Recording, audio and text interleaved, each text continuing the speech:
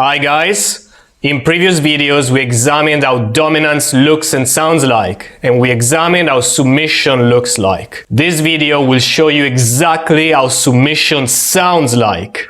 This video will help you increase your social intelligence, help you better read social dynamics, and it will help you get rid of your submissive behavior. Are you ready? Let's start! Number 1. Defensiveness.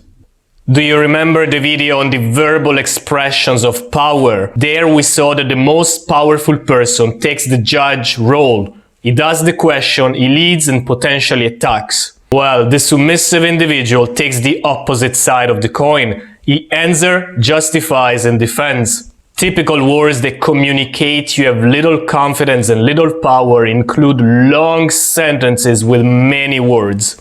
They sound a lot like excuse making. For example, I did this because I thought that you would blah blah blah. When you say this, I tried to do that, but then this happened. That person said that, so I thought they meant that, so I tried to do that, and blah blah blah. What this sentence is really communicate is something like this. I made a mistake and I feel like I'm an idiot. I have really low self-esteem and I'm so not at your level. These are all the reason, justification and excuses I can come up with. Can you please now tell me it's okay and I'm not so bad? Please, please, please.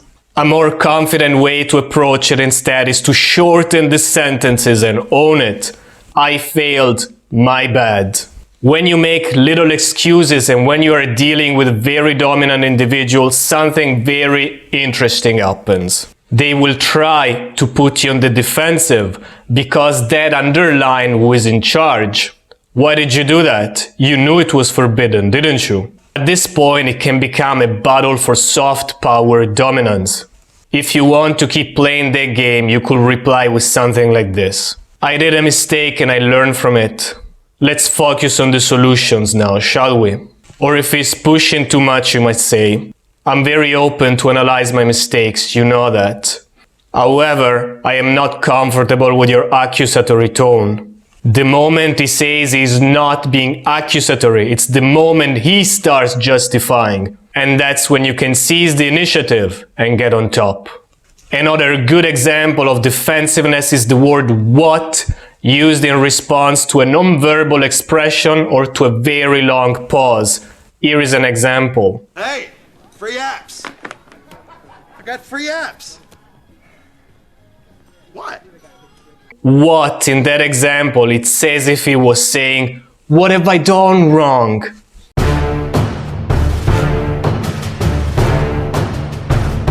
Number 2, insecurity. Verbal signs of insecurity include filler words, tail filler words, emotional overreactions such as voice cracks and yelling, trailing off at the end of the sentences, a little bit like this. Upward inflections, as if there were a question mark at the end of each sentence, and passive-aggressive attacks. Yes, there are many signs of insecurity and some of them are so well known that you don't need the power moves to tell you about them. Why? Because this channel is about going deeper.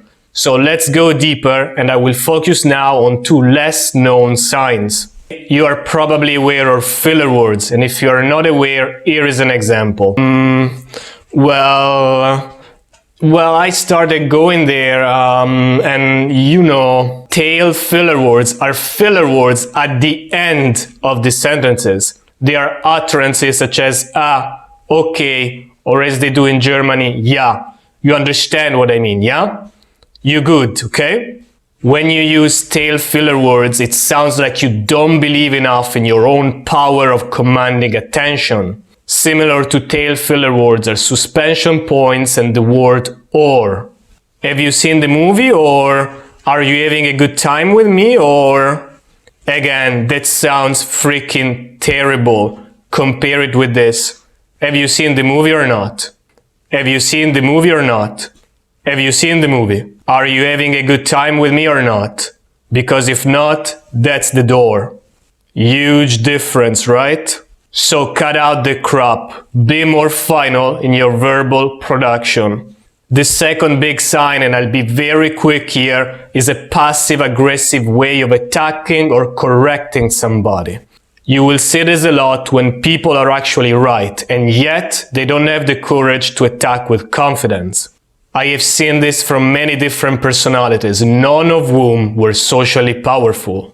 I haven't seen any video with a good example of this, so I will replicate it myself. Imagine somebody just said something stupid and the passive-aggressive person wants to correct him. He will say something like this. But come on, why did you say that? But you say that. Yeah, but come on, why didn't you say that? Yeah, but come on. This is the equivalent of attacking and begging at the same time. It's annoying and weak. If you recognize it in yourself, cut it out. If you see people around you using this format, I will suggest you do not elect those people to very important roles in your life.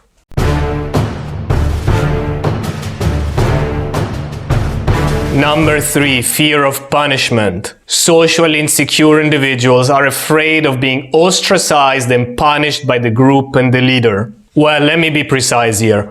Almost everybody is worried about what the group think, and that's a smart thing to do. You should always take into account what the people around you think and feel about you. However, socially insecure people are too worried and overly afraid of the group and the leader. This fear takes many forms when speaking. I will give you 2 examples here which are very interesting because it looks like the submissive individual is attacking, but they are extremely weak attacks and ultimately submissive. Let's start with Scarface.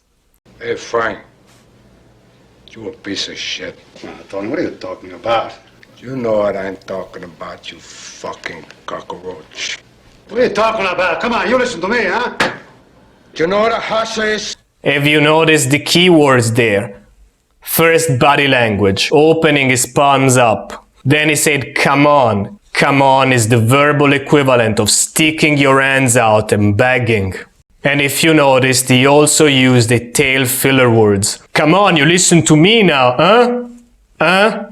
Freaking weak. This example from the movie Fargo takes the crown for the best mix of passive aggression, verbal U-turning, and defensiveness. Let's watch. They establish that, sir? I mean, are the cars counted daily, or what kind of a routine here? Ma'am, I answered your question. I'm sorry, sir? Ma'am, I answered your question.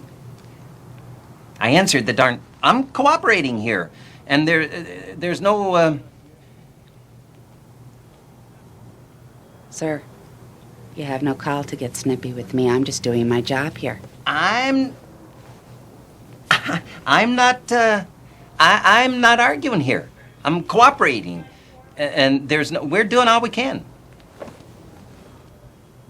Alright guys, I try to keep these videos short and sweet, or at least as sweet as my very limited recording and editing skills allow.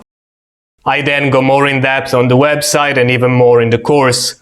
If you really want to become socially powerful, I highly recommend you check them out. Cheers guys, and I'll see you next time.